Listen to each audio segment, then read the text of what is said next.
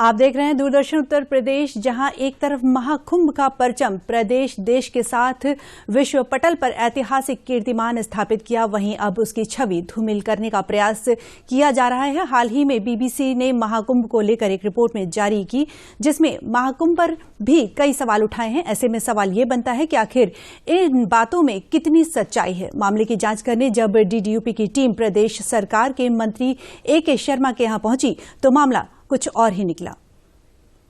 महाकुंभ का कीर्तिमान प्रदेश देश और विश्व पटल पर ऐतिहासिक उपलब्धि हासिल किया, जिसका परचम देश नहीं विदेशों तक लहराया। वहीं अगर बात करें तो कुछ लोग उसकी छवि धूमिल करना चाहते हैं। हमारे साथ वरिष्ठ मंत्री हैं प्रदेश सरकार के AK शर्मा जी।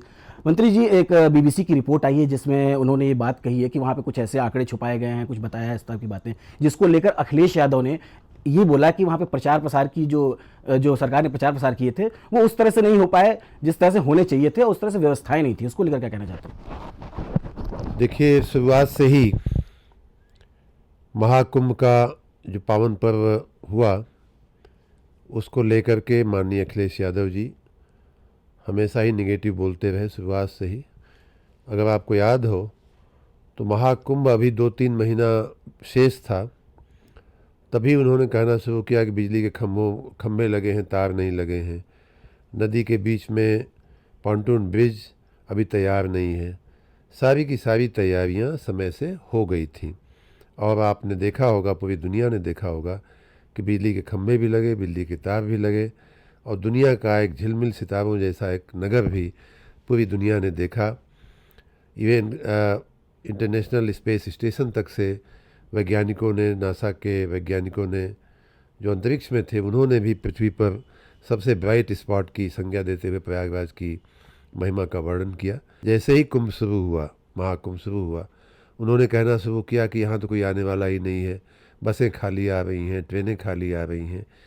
आपने अच्छा हुआ कि बीबीसी ने एक रिपोर्ट ला करके एक अवसर दिया। जो चीज़ माननीय अखिलेश यादव जी अपने कहने से, अपने कथनी और करनी से देश की जनता को जिस काम के लिए, जिस बात के लिए कन्विंस नहीं कर पाए, आप जैसे देश की मीडिया को कन्विंस नहीं कर पाए। देश की मीडिया भी महाकुंभ का गुणगान ही किया है। छोटी मोटी कमियां हर जगह इतने बड़े आयोजन में होती हैं, लेकिन सामान्य रूप से देश की मीडिया ने भी हमारे कार्यों का समर्थन किया, हमारे प्रयासों का समर्थन किया। वहीं अब अखिलेश यादव को एक विदेशी मीडिया चैनल से समर्थन मिल गया तो उनका कॉलर जो है हाई हो गया, टाइट हो गया और उन्होंने तुरंत आनन फानन में बिना कोई देर किए उस बीबीसी की रिपोर्ट को ट्वीट भी किया। तो मुझे तो लगता है कि मेरा ऐसा खुद का मानना है कि ये बीबीसी की रिपोर्ट भी समाजवादी पार्टी के ही कुछ लोगों के द्वारा प्रायोजित एक रिपोर्ट है। मुझे कुछ लोगों ने बताया है कि कुछ ऐसे लोग हैं जो समाजवादी पार्टी का भी मीडिया का काम देखते हैं और बीबीसी में भी उनकी घुसपैठ है, उनका स्थान है, कोई फॉर्मल रोल भी है। ऐसा हमारे पास कुछ पेपर्स हैं। इतना ही नहीं, वो जो समाजवादी पार्टी के लोग हैं वो इंडिया गठबंधन की भी मीडिया और प्रचार की टीम के भाग हैं। तो ऐसे तत्वों से पहली बात तो मैं कहूँगा कि बीबीसी एक बहुत ही सम्मानित चैनल है, मीडिया ग्रुप है। पूरी दुनिया उस पर विश्वास रखती है और बहुत श्रद्धा और सम्मान के साथ देखती है। हम लोग भी अपने विद्यार्थी जीवन से बीबीसी के प्रति बहुत आदर सम्मान रखते हैं। पहला सुझाव तो मेरा बीबीसी के लिए है कि उसे ऐसे राजनीतिक तत्वों से बचना चाहिए। राजनीतिक कमेंट करने वाले, राजनीतिक पक्ष रखने वाले, राजनीतिक विचार रखने वाले लोगों से बचना चाहिए। उसे ऑब्जेक्टिव एनालिसिस करनी चाहिए। दूसरी बात मैं कहना चाहूँगा कि जब अखिलेश यादव जी स्वयं मुख्यमंत्री थे और समाजवादी पार्टी उनके भी पहले 3 टर्म समाजवादी पार्टी का रहा, चौथे मुख्यमंत्री वो थे। कांग्रेस भी रही बहुत सालों तक सत्ता में। लखनऊ हो, चाहे आगरा हो, चाहे गोरखपुर हो, चाहे गाजियाबाद हो, लाखों टन कचरा इन लोगों के समय में, इन 50, 60, 70 सालों में हर नगर में, किसी भी नगर में आप जाइए तो इकट्ठा हुआ देखने को मिलता है। हमारे माननीय प्रधानमंत्री जी के स्वच्छ भारत के आह्वान के बाद और यहाँ उत्तर प्रदेश में डबल इंजन की सरकार बनने के बाद वेस्ट डिस्पोजल पर हम लोगों ने बहुत ही ज़्यादा भार दिया है। पिछले मैं अपने कार्यकाल की अगर बात करूं तो पिछले 2 सालों के अंदर ही हम लोगों ने लाखों टन कूड़ा जो है वो कचरे का पहाड़ जो है वो दूर किया है। उदाहरण के रूप में मैं दिखाना चाहूँगा कि लखनऊ में 2 डंप साइट्स, एक जगह घैला करके एक जगह है जो क्रम नंबर 1 पर इस टेबल में लिखा हुआ है, वहाँ 6.5 लाख टन मीट्रिक टन कूड़ा का पहाड़ बना हुआ था, जो समाजवादी पार्टी की देन थी, जो कांग्रेस सरकार की देन थी, और उसे हम लोगों ने दूर करके अटल वन नाम का एक बहुत ही सुंदर रमणीय स्थान बना दिया है। उसी प्रकार लखनऊ की अगर हम बात करें तो शिवरी करके एक जगह है जहां लगभग 19 लाख टन कूड़े का पहाड़ इन पिछली सरकारों के 60-70 साल के शासनकाल में इकट्ठा हुआ था। उसे हमने अपने कार्यकाल में, अभी हम लोग उस पर काम कर भी रहे हैं, उस 19 लाख में से 13 लाख टन कूड़े का पहाड़ जो है हम लोग दूर कर चुके हैं, उसको प्रोसेस कर चुके हैं। और उस प्रोसेस करने से लगभग 21 एकड़ ज़मीन वहाँ खाली हुई है। मैं आपको भी आमंत्रित करता हूँ और अखिलेश यादव जी को भी आमंत्रित करता हूँ, बीबीसी को भी आमंत्रित करता हूँ कि आकर के देखिए। ये एक भारत की नहीं, सिर्फ उत्तर प्रदेश की नहीं, बल्कि एक वैश्विक सफल गाथा, ग्लोबल सक्सेस स्टोरी के रूप में शिवरी में काम हुआ है। 19 लाख टन में से 13 लाख टन का डिस्पोजल हुआ है, प्रोसेस हुआ है। 21 एकड़ ज़मीन खाली हुई है। उस खाली हुई ज़मीन पे हम लोगों ने पार्क बनाए हैं। उस खाली हुई ज़मीन पे हम लोगों ने कर्मचारियों के रहने के क्वार्टर बनाए हुए हैं। उस खाली हुई ज़मीन पे हमने मीटिंग रूम, अच्छा कॉन्फ्रेंस रूम बनाया हुआ है, पार्क बनाया हुआ है।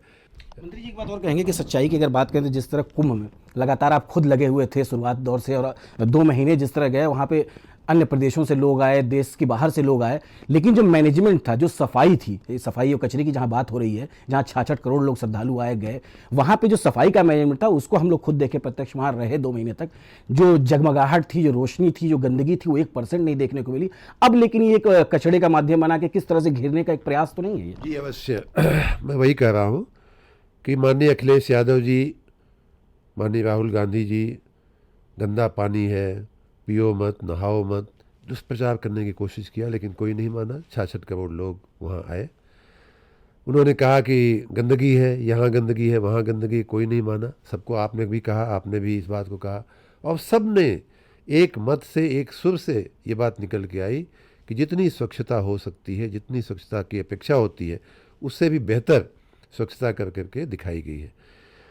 अब अखिलेश यादव जी को उनकी बात में दम किसी को नहीं लगा, उनकी बात किसी ने नहीं सुना, मीडिया ने नहीं सुना, लोगों ने नहीं सुना, तो एक घुमा फिरा करके अपने एक आदमी के द्वारा बीबीसी की टीम को प्रभावित कराते हुए उन्होंने एक रिपोर्ट जनरेट करने की कोशिश की।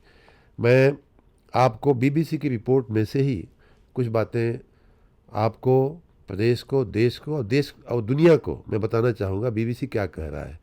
देखिए, पहली बात तो ये कि बीबीसी ने ये तो माना कि 66 करोड़ लोग आए थे, ये तो माना कि 45 दिन तक ये मेला चला था। बीबीसी ने ये भी माना कि 1.5 लाख टॉयलेट बने थे। बीबीसी ने ये भी माना कि 15,000 सफाई कर्मचारी लगे हुए थे, वहाँ काम कर रहे थे। बीबीसी ने ये भी माना है, इस बीबीसी की दो रिपोर्ट हैं। एक तो है जो उनकी वीडियो रिपोर्ट है, और दूसरी उनकी वेबसाइट पे एक टेक्स्ट रिपोर्ट है। ये टेक्स्ट रिपोर्ट मैं दिखा रहा हूँ। उन्होंने राम सजीवन करके हमारे एक सफाई कर्मी का नाम लेते हुए कहा है कि उस सफाई कर्मी ने कहा है कि हम लोग रात दिन मेहनत करते हैं और अलग अलग प्रकार के कूड़े को उठाने का काम करते हैं। बीबीसी ने यह भी माना है दूसरे पन्ने पे अपनी लिखित रिपोर्ट में कि वो इकट्ठा हुआ कूड़ा गाड़ियों में भर करके फिर अगले सीढ़ी तक, अगले पायदान तक ले जाया जाता है। तो बीबीसी ने हमारे और कुंभ मेले में कहीं गंदगी हो, ये भी बात बीबीसी ने कहीं नहीं कही है। ये भी कहा है कि सफाई थी, सब कुछ था, कूड़ा उठता था, कूड़ा गाड़ियों में जाता था। एक ही बात बीबीसी ने कही है कि खाली कूड़ा ट्रांसफ़र होता था सड़क से गाड़ी में, गाड़ी से बसावर प्लांट में, लेकिन वो भी गलत है। वो भी उनकी समझ सही नहीं है। उसके दृष्टिगत हमने 20 करोड़ रुपए का खर्च करके कूड़े की प्रोसेसिंग के लिए अत्याधुनिक प्लांट, हमने शेड बनाए, हमने विड्रो फैसिलिटीज़ बनाई, सब कुछ हमने MRF सेंटर वहाँ बनाए, पूरा वैज्ञानिक एक पद्धति से उसका निकाल करने की व्यवस्था की गई। उसके लिए हमारे नेशनल लेवल की हमारी लेबोरेटरीज जो है, वहाँ जो मोतीलाल नेहरू इंस्टीट्यूट है, उन सब की रिपोर्ट हमारे पास है। और स्वयं BBC इस बात की पुष्टि कर रहा है। उदाहरण के रूप में BBC ने ये दिखाया है, और BBC ने एक गड़बड़ी अपनी रिपोर्ट में किया है कि इन्होंने टेक्स्ट रिपोर्ट में ये बात मानी है, लेकिन अपने वीडियो रिपोर्ट में वो बात छिपा, या तो जानबूझकर छिपा रहे हैं या तो बाई चांस ऐसा हो गया है। वो ये कह रहे हैं कि इनका जो GPS ट्रैकर था, इन्होंने कुछ GPS ट्रैकर लगाए हुए हैं यहाँ वहाँ ट्रैकिंग करने के लिए। उस GPS ट्रैकर में से एक ट्रैकर वो उनको बसावर, मतलब कि प्रयाग के हमारे बसावर प्लांट से सतना की सीमेंट फैक्ट्री पर जा कर के मिला है। अगर हमारी व्यवस्था RDF को सीमेंट फैक्ट्री में भेजने की नहीं होती तो इनका GPS ट्रैकर जो कुंभ के कचरे में डाला गया था, नदी के किनारे डाला गया था, वो किस प्रकार बसावर पहुंचता और किस प्रकार बसावर से सतना पहुंचता, इसका जवाब मैं BBC से चाहता हूं। अगर वो ये मानते हैं कि हमारी कोई व्यवस्था काम नहीं कर रही थी, तो क्या कोई किसी जादू के तहत उनका तीसरे नंबर का ट्रैकर है, जिसे वो खुद कह रहे हैं कि सतना की फैक्ट्री में ये मिला। अब ये सतना की फैक्ट्री में कैसे पहुंचा?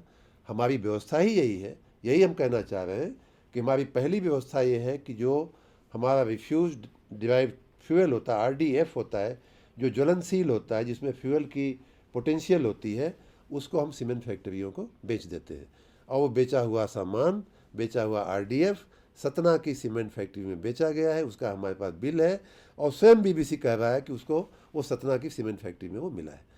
अखिलेश यादव की सरकार ने प्रयाग में, मैं तो पूछना चाहूँगा, अखिलेश यादव की सरकार ने प्रयाग में नगर निगम से, या उनके समय में भी एक महाकुंभ हुआ था, उनके समय में भी 2013 में, और उसके समय में कुंभ, आजम खान साहब मिनिस्टर थे और हादसा हुआ। क्या उन्होंने डिस्पोजल की व्यवस्था किया था, ये हमें जरा बता दें। एक छटाक वहाँ कूड़े के प्रोसेसिंग की कोई व्यवस्था नहीं थी। जो भी व्यवस्था हुई है हमने अभी किया है, महाकुंभ के चलते किया है, 20 करोड़ रुपए लगा करके किया है। और उसमें आप इस टेबल पे फोकस भी कर सकते हैं। हमने तरह तरह की वहाँ व्यवस्थाएं, मानसून शेड का निर्माण किया है, मानसून शेड का निर्माण किया है, हमने विड्रो पैड का निर्माण किया है, सॉलिड वेस्ट प्रोसेसिंग प्लांट की स्थापना किया है, MRF सेंटर का किया है लिगेसी वेस्ट को प्रोसेस करने। तो ये हम बहुत ही वैज्ञानिक ढंग से कर रहे हैं, और इसमें कहीं कोई कमी BBC को भी नहीं दिखी है। वास्तविक बात तो ये है कि BBC भी वही बात बोल रही जो हम बोल रहे हैं। उन्होंने कहा कि कूड़ा इकट्ठा हुआ, डायपर सहित कूड़ा जो महाकुंभ में इकट्ठा हुआ, वो सतना की सीमेंट प्लांट तक पहुंचा है। उनकी लिखित रिपोर्ट में हम भी यही कह रहे हैं कि हम उसको वैज्ञानिक ढंग से, हम भी ये कह रहे हैं कि कंपोस्ट खाद हम बनाते हैं और उसको हम किसानों को देते हैं। एक और बात वो कह रहे हैं डायपर्स की। मैंने जैसा कि पढ़ाया आपको, स्वयं अपनी रिपोर्ट में BBC ने कहा है कि डायपर सीमेंट प्लांट तक पहुंचा है। लास्ट लाइन आप पढ़िए, इसमें डायपर भी शामिल है। स्वयं उन्होंने कहा है कि डायपर जो है जलने के लिए वहाँ भेजे जा चुके हैं। तो इससे ज़्यादा, इससे बारीक, इससे सूक्ष्म प्रबंधन क्या हो सकता है, मैं समझ नहीं पा रहा हूँ। BBC को मैं विनम्रता से सलाह दूंगा कि राजनीतिक हथकंडों में न पड़े। आपकी ब्रांड बहुत बड़ी है। ये तो हमारे यहाँ एक कहावत है कि नाम बेचकर चॉकलेट खाना या लेमन जूस खाना या गट्टा खा जाना, हमारे भोजपुरी में एक कहावत होती थी। तो वैसे ही BBC को अपनी ब्रांड का ख्याल करना चाहिए। और इतना बड़ा आयोजन, 66 करोड़ लोग, जो UK की पॉपुलेशन की 10 गुना पॉपुलेशन है, और अमेरिका की पॉपुलेशन की 2 गुना पॉपुलेशन है। अन्य किसी भी देश की, भारत और चाइना छोड़ दिया जाए तो किसी भी देश की पॉपुलेशन इतनी बड़ी पॉपुलेशन एक जगह आकर के 45, 50, 60 दिन तक रही है। न कभी एक बार बिजली गई है, न एक बार गंदगी की कोई शिकायत आई। आपने स्वयं कहा कि 1.5 लाख टॉयलेट, BBC स्वयं कह रही है, कहीं कोई न पानी की कमी होने दी गई, न कहीं टॉयलेट की सफाई की कमी होने दी गई, न ही कहीं घाटों पे सफाई की कमी होने दी गई। इन सारी दिव्य व्यवस्थाओं के बीच इस तरह की छोटी छोटी खुराफात खोज करके और जनमानस को गुमराह करने का जो प्रयास बीबीसी ने किया है, मैं उसकी निंदा करता हूँ। और भी दुख की बात है कि हमारे देश की राजनीतिक और प्रदेश की राजनीतिक पार्टियाँ ऐसी विदेशी मानसिकता के लोगों को प्रोत्साहन दे रही हैं। ये उससे भी दुखद बात है। और देश ने देखा है, प्रदेश ने देखा है, पूरी दुनिया ने देखा है, मीडिया ने देखा है कि कितनी दिव्य और भव्य व्यवस्था महाकुंभ में की गई थी।